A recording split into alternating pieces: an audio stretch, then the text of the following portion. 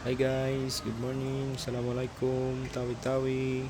Welcome back to the channel. So, nais ko na namang i-share ngayong araw yung pagbalik ko sa Zamboanga City. So, uuwi na tayo. So, parang hindi maganda yung panahon ng pag-visit ko dito sa Tawi-Tawi. Hindi tayo nakapag-walking tour sa Bungaw. Sa Panglimasugal lang tayo nakapagpanabo. Pero sa Bungaw, hindi tayo nakapanabo sa Bungaw. Pero okay lang, babalik tayo next month. So, yun lang yung leave ko.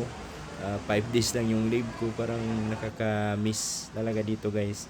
So, inshallah, mura-murahan makabalik ako dito sa Bungaw at saka ibang isla ng mga tawi-tawi. Ikutin natin ulit kasi nga hindi na tayo nakapag-walking tour at saka hindi na tayo nakapag-sightseeing. So, itong travel ko guys, it's a short travel lang. Share ko lang sa inyo yung pabalik ko pauwi ng Zamboanga City papuntang Iligan City. Pero cut ko lang to, hindi ko na ma-video kasi gabi na talaga ako sa bus dito. Parang wala nang opportunity na maano ko yung doon ako sa transit. So hanggang sa terminal na lang yung i-share ko sa inyo. Ito yung regular na travel kapag galing ka ng Bungaw papunta ng Zamboanga. So nirenovate pala nila yung Bungaw Airport. So nirenovate pa nila. So parang ano pa siya, masikip pa siya sa loob. I don't know, pag matapos to this year or next year, maganda na siguro yung ano dito. Meron pala ditong PAL at saka meron ding Cebu Pacific. So yung PAL, alam niyo na, yung Philippine Airlines is parang susi-susi type siya. Meron mga class, business class na ano, Pupunta na tayo sakayan. So ng ito ano sa akin, guys, ng siyempre ano lang Zamboanga tayo, City. regular Babalik tayo. traveler. Pupunta tayo ng So Iligan, ito na, Cebu Sakay, Pacific. Same lang naman kahit business class ka. Iligan. Nasa isang eroplano Sasakyan lang namin. din naman kayo. Amenities siguro yung ano, pinagkaiba. So ayan guys, share ko lang sa inyo para at least makita nyo yung lugar. So nakakamiss sa Bungaw, Tawi-Tawi na mag walking tour. Sayang, sobrang lakas talaga ng ulan guys. Tapos ngayon nga guys, I think sa ano nito sa Zamboanga ulan din to. Kasi malakas yung hangin at saka ulan. Yung pag-travel ko pang Lima to Bungaw is maulan siya. Buti hindi ako nabutan, nag-motor lang ako. So ayan guys, papasok na kami dito sa aeroplano, yung sasakyan namin. So sharing lang. So sa susunod, nakakamiss talaga mag-travel guys. Gusto ko lang ng trabaho na travel lang, pero hindi talaga makasustento yung ano, yung pag-vloggers mo lang, unless kung ikaw ay 1 million subscribers at saka marami kang sponsored, kaya mo mag-travel lang. Ako gusto ko, pangarap ko yung maging travel guide lang ako at saka maging sumulat ng kasaysayan at saka magsalita kung ano talaga yung realidad na nag-happen, na walang edit na ano, yung nag-happen talaga sa lugar. Witness ninyo yung ipapakita ko talaga na magiging aware kayo kung anong meron sa isang lugar. Hindi yung i-edit mo lang na maganda dito pero sa reality naman hindi naman sa ano, yung totoo talaga na version, na kung mag-visit ka sa iba't ibang klaseng lugar, kung ano talaga yung totoong nangyayari dyan, ano yung culture dyan, ano yung mga pinagagawa ng mga tao dyan sa pang-araw-araw. So gusto kong ganun, pero yung mga vlog ko guys is kulang talaga, walk tour minsan kasi nga may trabaho din ako, may mga sikaso din ako ng mga trabaho.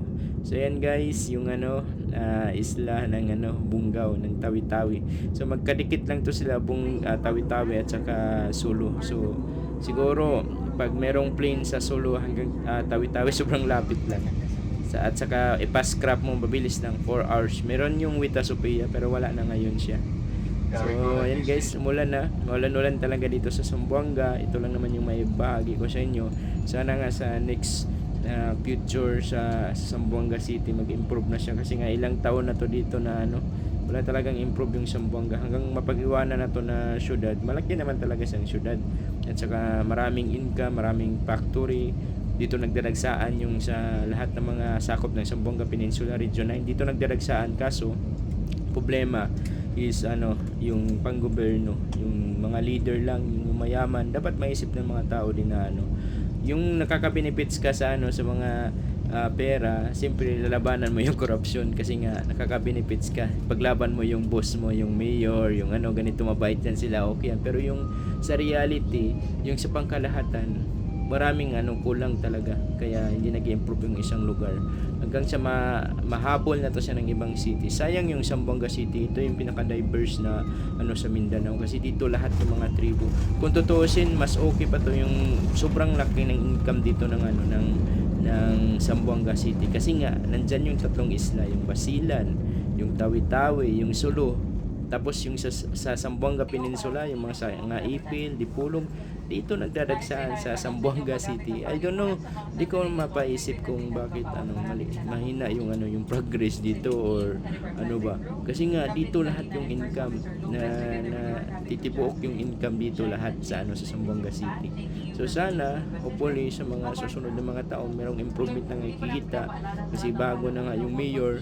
I don't know, katulad ng dati yung last year din natin na pagpa-vlog, bago yung mayor, at saka involved pala yun sa sa flood control, tabialan din.